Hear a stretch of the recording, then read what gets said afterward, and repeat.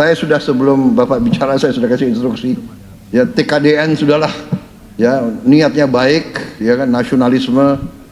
Saya kalau saudara mungkin sudah kenal saya lama ya, mungkin ya dari saya ini mungkin paling nasionalis ya. Saya pokoknya kalau istilahnya dulu kalau mungkin jantung saya dibuka yang keluar merah putih.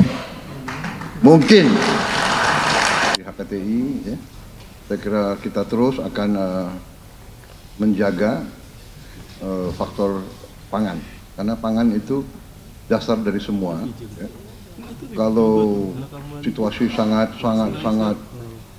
buruk, asal pangan bagus, kita kuat. Jadi itu masalahnya. Kemudian penyampaian saya kira dari saya mungkin tidak berurut tapi semua ada di sana catatan saya dari Pak Rektor ya, Pak Wijayanto ya. Terima kasih masukannya, saya kira sangat baik. Memang deregulasi itu saya bertekad untuk terus memangkas, menghilangkan sistem perizinan yang berbelit-belit, yang terlalu banyak ya kan. Ini menjadi mission ya, dari mission kita harus laksanakan. Saya kira ini sudah benar sekali. Saya tertarik yang Anda mengatakan apa itu neck to neck atau eye to eye. Saya kira terima kasih masukannya, itu luar biasa. Saya sudah sebelum Bapak bicara saya sudah kasih instruksi. Ya TKDN sudahlah. Ya niatnya baik, ya kan nasionalisme. Saya kalau saudara mungkin sudah kenal saya lama ya, mungkin ya dari saya ini mungkin paling nasionalis ya. Saya pokoknya kalau istilahnya dulu kalau mungkin jantung saya dibuka yang keluar merah putih. Mungkin. Tapi kita harus realistis, iya kan? TKDN dipaksakan, ini akhirnya kita kalah kompetitif. Saya sangat setuju.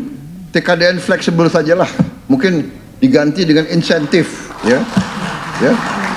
Tolong ya, para pembantu saya, menteri saya semua ya, udahlah ya, realistis. Tolong dirubah itu, TKDN dibikin yang realistis saja. Ya. Masalah kemampuan dalam negeri, konten dalam negeri itu adalah masalah luas, itu masalah pendidikan, iptek, ya kan, science. Jadi itu masalah, nggak bisa kita dengan cara bikin regulasi iptek naik, TKDN naik. Saya sangat setuju.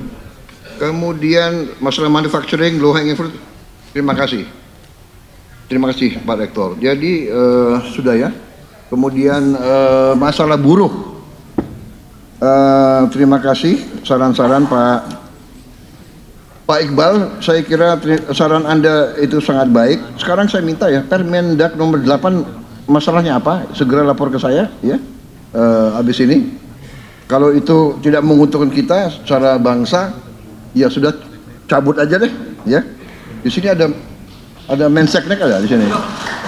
Menseknek coba segera ya. Kalau perlu besok sudah saya tanda tangan.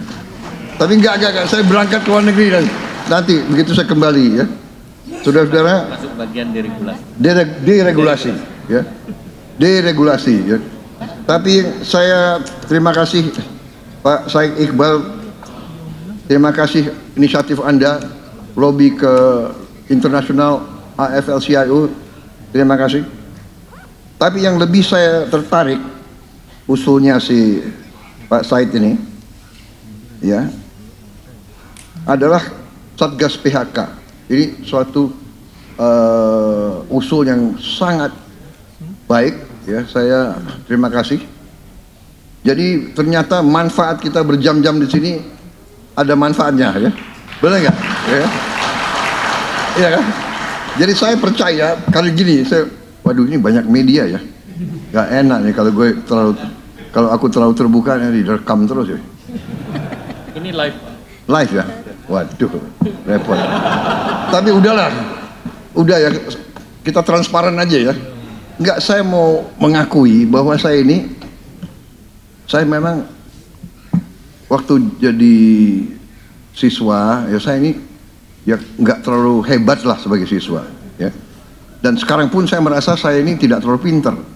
Tapi kiatnya seorang pemimpin, kuncinya adalah kumpulkan banyak orang pinter.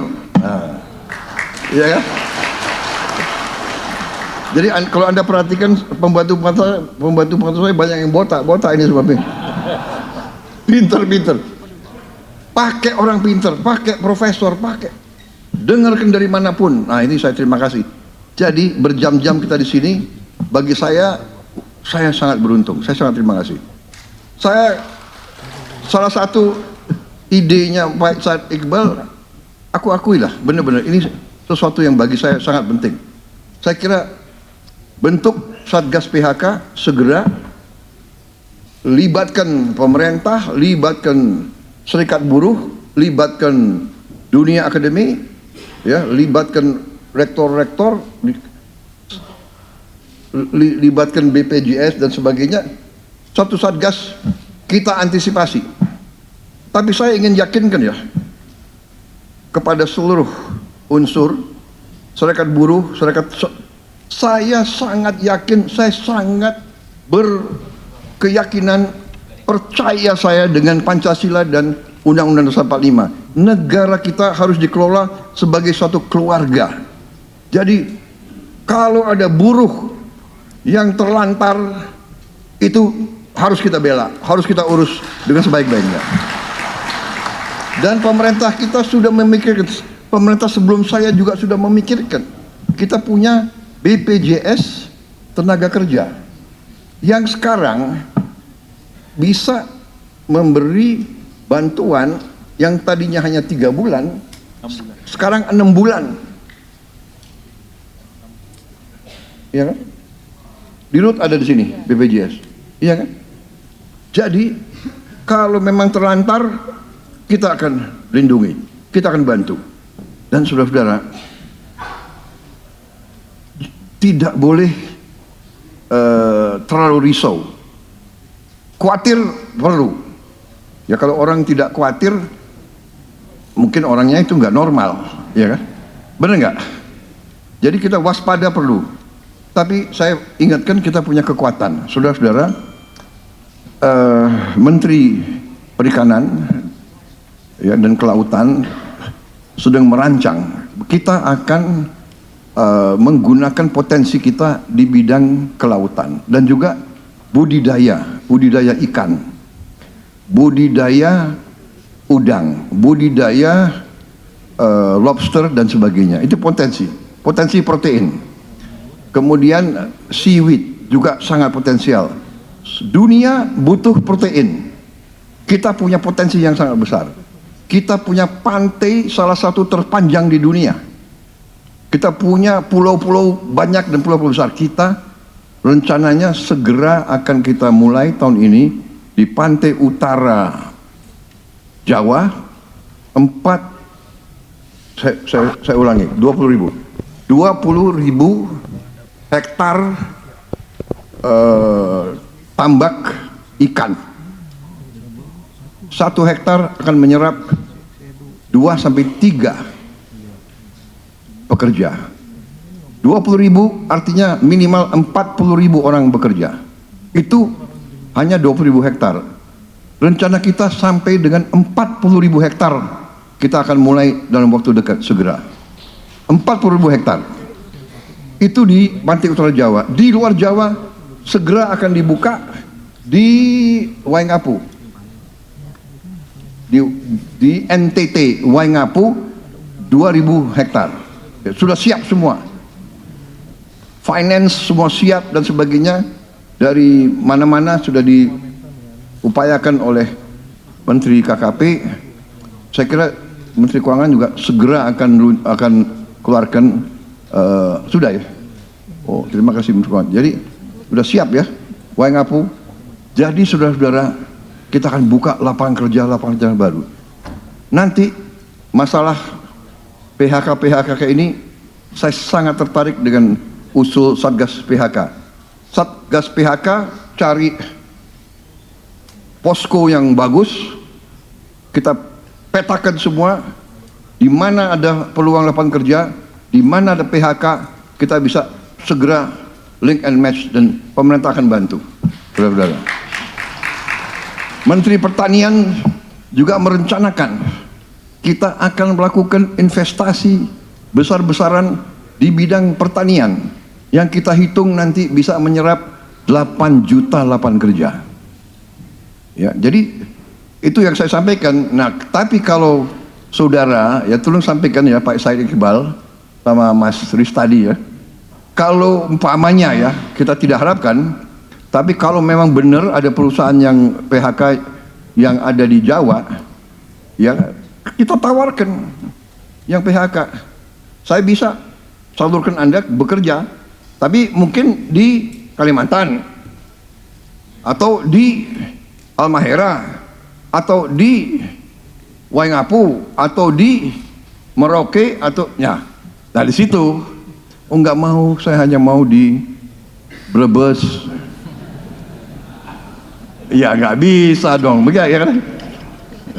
Karena saya lahir di Tegal, kalau bisa saya kerjanya di Tegal saja. Kalau bisa di kecamatan ini, ini, iya kan? Sekarang percaya, saya lihat daerah-daerah sekarang sudah banyak maju, benar nggak? Merauke bagus jalan-jalannya, sekarang sudah ada wifi di mana-mana. Ya. Jadi kita kalau asal demikian ya, kita akan buka lapangan kerja yang cukup besar. Tinggal, tapi benar, kita perlu satgas terintegrasi semua pihak sehingga informasi cepat gitu loh. Begitu ada PHK di satu tempat, apa langkahnya? Saya terima kasih. Begitu cerita masalah, kita atasi, kita pelajari bagaimana, iya kan? Manajemen yang nggak beres cepat ganti, tapi kita selamatkan. Yang penting bagi saya, karyawan, buruh itu anak bangsa, harus kita lindungi, harus kita jaga. Ini bagi saya ini bukan apa-apa, ini kehormatan saya. Kehormatan saya. Saya tidak mau jadi pemimpin ya kan di mana tidak mampu membantu dan melindungi orang yang paling lemah. Kalau yang kuat nggak usah dibantu lah, ya kan? Orang kuat kayak Pak Luhut ya nggak usah dibantu orang kuat. Beliau dikirim kemana aja tahan banting. Tapi yang jadi saudara-saudara ini, jadi saya satu hal yang saya dapat hari ini antara lain Satgas PHK. Tolong Menko, ya. Ada Menteri Tenaga Kerja di sini, ya tolong ya. Dan tadi kenapa saya minta Menteri Sosial juga tampil untuk yakinkan saudara kita ini sudah benar-benar kalau kita buka sekarang mungkin di seluruh Indonesia, di seluruh dunia, we are the real welfare state. Kita salah satu welfare state yang mungkin paling kuat di dunia. Saudara-saudara saya minta tolong kasih tahu saya contoh di mana ibu hamil diantar makanan tiap hari ke rumahnya. Ada nggak? Coba di Eropa ada nggak? Nggak ada. Ibu hamil diantar makanan tiap hari, dan kalau Sabtu Minggu dia diantar bahannya ya. Ini luar biasa ini, Pak Dadan. Saya heran juga. Untung saya pilih Anda jadi kepala BGN. Ya. Anda profesor ya? Oh belum, doktor tapi apa? IPB, orang IPB hebat-hebat rupanya nih. Gubernur BI katanya IPB juga ya? Oh UGM, ya nggak apa-apa. Saudara-saudara, ya jadi Satgas PHK sesuatu, kemudian tolong sampaikan saya terima kasih. Bagi saya industri pertekstilan itu harus kita selamatkan dan kita jaga, ya kan? Makanya informasi sangat penting. Laporkan kalau ada yang goyah, karena gini, ternyata ada perkembangan dunia. Sekarang tekstil, ya pabrik tekstil yang modern, oke, dia bisa bikin garment, bisa bikin tekstil ya, tapi ada namanya tekstil baru. bisa juga bikin jaring penangkapan ikan.